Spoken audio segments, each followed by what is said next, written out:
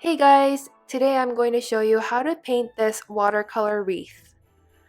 Although it looks like it will take a long time to draw, it is actually very simple and I'm going to show you my process. Hope you guys enjoy it. For today's tutorial, I'm going to be using the Sublime Watercolor Pack and the Delicate and Dainty Canvas. Everything will be linked below. First, I'm going to draw a sketch so that we have a structure to work from. And now I'm going to grab like a very light color so that we can start with a basic sketch. I'm going to grab like a light gray and go to the sketching category and grab the 6B pencil. And I'm just going to draw a very simple circle. That looks pretty good. Of course, you can resize it, so you can select that and just make it bigger if you'd like. I'm going to make it a little bit smaller. That looks pretty good. So we can work from this structure and draw the leaves around this circle. So I'm going to make a new layer, and that's where we paint. And I'm gonna grab a very light green, maybe this one. And for this entire tutorial, I'm going to be using the hard edge round brush. Pretty easy, right? We can start off with a branch. That's a little thick, so you can bring down the size. And you just draw a simple line, and that's basically the branch. It's a little bit hard to see, so I'm going to bring down the opacity of our sketch, the circle, so that I can see what I'm painting. From here, you just add on the leaves. Very easy. I didn't like that shape, so I'm going to redraw it. And you'll want to paint this in one stroke, so you don't want to let go and then paint it again because then you'll have to blend it out. So just all in one go.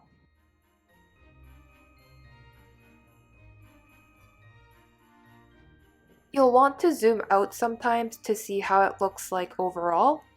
You can just check the balance of it as well.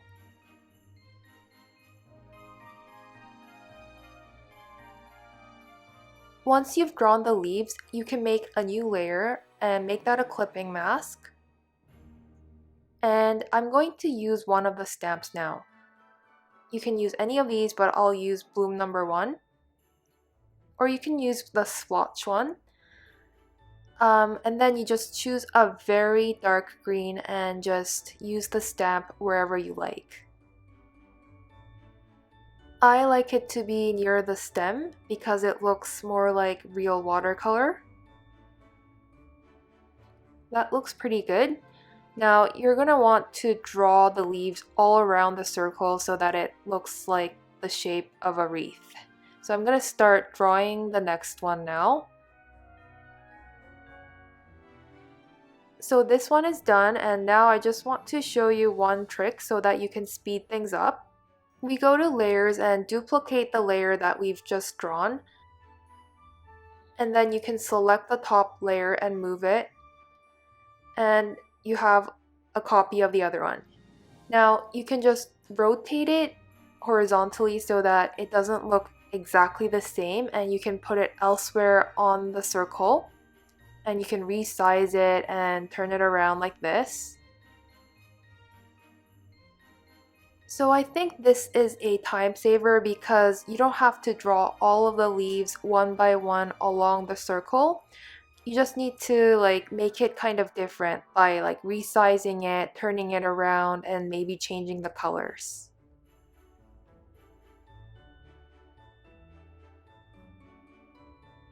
So I've drawn a couple more, and now I would like to show you another method that can make things a little bit more easy. So I'm going to duplicate the top layer and just make a copy and move it around again.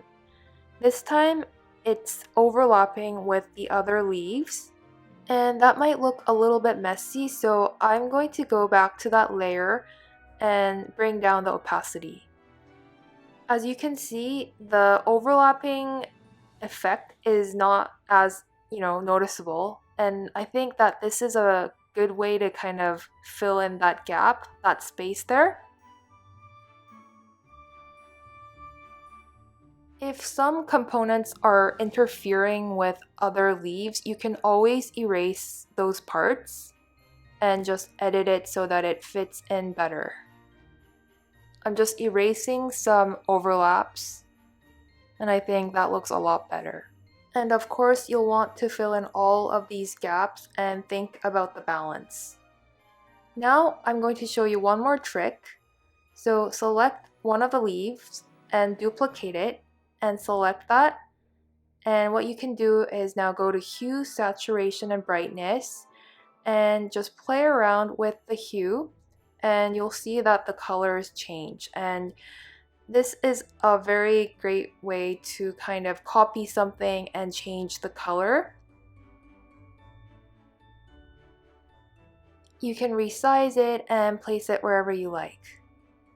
This way, it doesn't look like your wreath is just having lots of copies of the same leaf. This just makes it look a lot more sophisticated and full of different types of elements. Now I'm just adding in a ribbon. Please feel free to add in whatever you like and get creative with this. From now on, I'm going to show you my drawing process and what I add to this wreath and go over the final steps in the end. So I'm now adding in some berries and adding a little bit more color at the bottom and blending that out with the basic blender.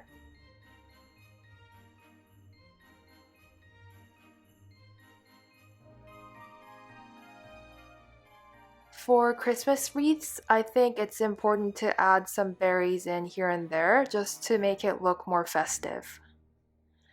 And of course, I'm just copying some of the elements and moving it around and adding in more stamps.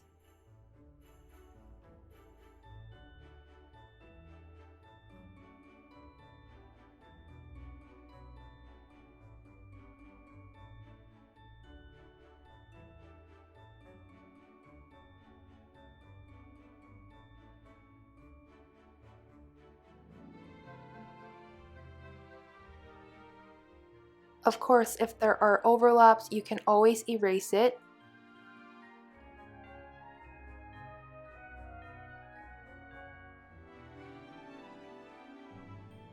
You can probably experiment with different colors, but I decided to stick with reds because it is a Christmas wreath.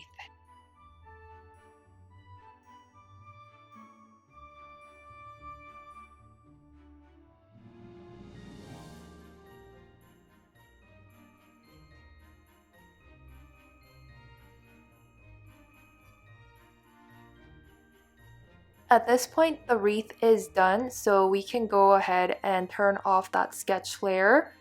So let's go back to the very bottom and turn it off.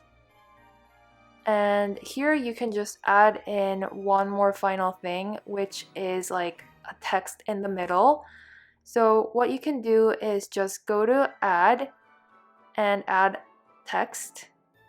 The text box comes up and you just type in whatever message you like and move it to the middle. I've already done that, so I'm going to turn that layer back on. It says Merry Christmas. And that's it, guys. That was a super easy tutorial, right? This design looks very delicate and sophisticated, so you can use this graphic to sell on marketplaces like Etsy or place this design on your holiday card and add a personal touch to it. If you have enjoyed this tutorial, please subscribe and hit that notification bell and like this video. Thank you so much for watching and see you in the next one.